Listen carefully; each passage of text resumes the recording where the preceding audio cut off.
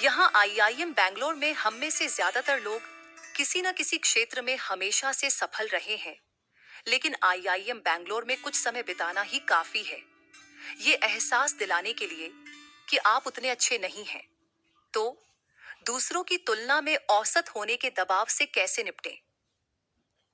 ये सबसे अच्छा है कि आपको यहीं किसी ने ये महसूस करा दिया, क्योंकि वैसे भी ये आपके जीवन में कभी भी हो सकता है। ये आपके काम के क्षेत्र में हो सकता है, ये आपके परिवार में हो सकता है। कोई ना कोई आपको कहेगा, तुम कुछ खास अच्छे नहीं हो। तो चाहे वे आपको कहें या ना कहें, मैं चाहता हूं कि आप समझें कि हम में से कोई भी वास्तव में कभी भी पर्याप्त अच्छा नहीं होता। अगर आपके पास दुनिया में करने के कुछ बड़े इरादे हैं, तो आप कभी भी वास्तव में पर्याप्त अच्छे नहीं होते। लोग मुझसे कहते रहते हैं, सदगुरु, आपने बहुत सारी चीजें की हैं, ये प्रोजेक्ट, वो प्रोजेक्ट। मैं आपको अपना प्रोजेक्ट बताता हूँ, क्योंकि बस परसों ही मैं चामुंडी हिल पर था। ये घटना 37 साल पहले की है, जब मैं चामुंडी हिल पर गया और वहां बैठ गया।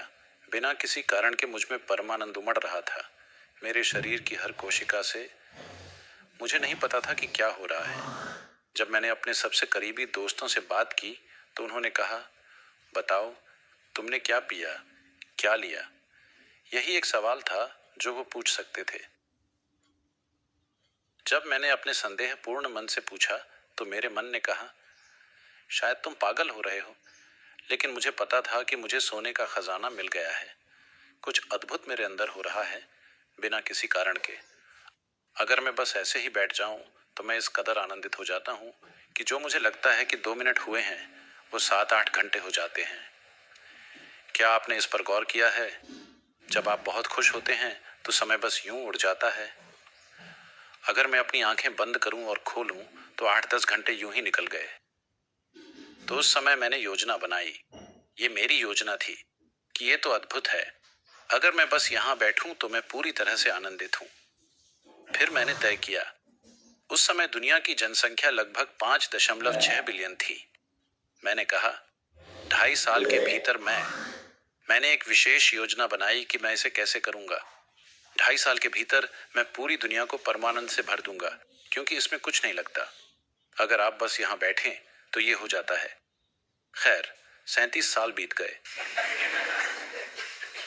खैर, हम शायद दुनिया के 500-600 मिलियन लोगों को छू चुके हैं, लेकिन दुनिया को लेकर ये मेरा विचार नहीं है।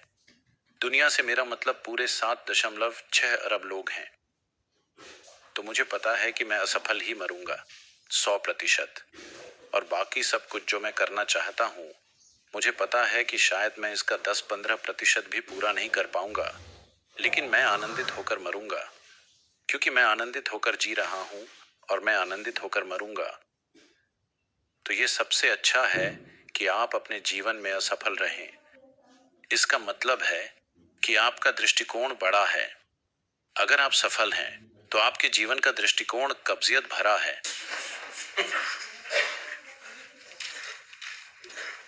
सफलता का मतलब क्या है?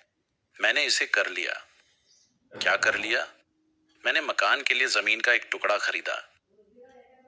क्या आपको लगता है कि ये एक उपलब्धि है? मुझे नौकरी मिल गई, मैंने इतने पैसे कमाए।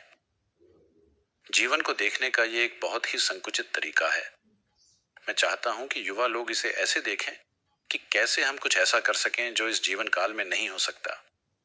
ओह, अगर मैं इसे पूरा नहीं कर पाया तो क्या होगा? अगर आपने अगर आपने लगातार काम किया और फिर भी आपके जीवन के अंत तक काम पूरा नहीं हुआ, तो इसका मतलब ये नहीं है कि आप असफल रहे। इसका मतलब है कि आपके पास एक महान दृष्टिकोण था। इसका यही मतलब है। मेरी कामना है कि आप असफल होकर मरें। चलेगा ना? हाँ, यही होना चाहिए। आनंदित रहकर असफल। इसका मतलब आप कुछ अद्भुत कर रहे हैं, न कि दुखी रहकर सफल।